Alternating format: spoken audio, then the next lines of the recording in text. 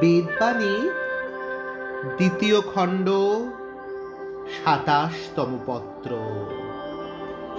স্ব-স্ব-ভাগ্যের অংশের অধীন হইয়া থাকিতে থাকিতে নিশ্চল অখণ্ড লাভ করিতে পারে।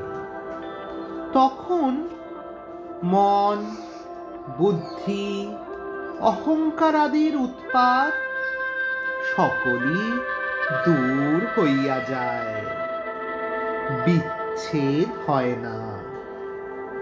অতএব নিজ নিজ দাবি না করিয়া কর্তব্য সম্বন্ধে সচেতন হইলেই সত্যের সেবা অধিকার জন্মে।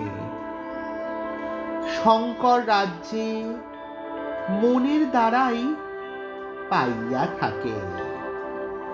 সেই মনেই নানান ভাবে প্রকৃতি গুণের বশবর্তী হইয়া নানাবিধ রূপ, ক্রোধ, লোভের দ্বারা বহু অর্থাৎ বন্ধন উৎপন্ন করিয়া এই সুখ দুঃখময় সংকরে গতাগতি করাইয়া দেহিকে হয়রান করাইয়া রাখে।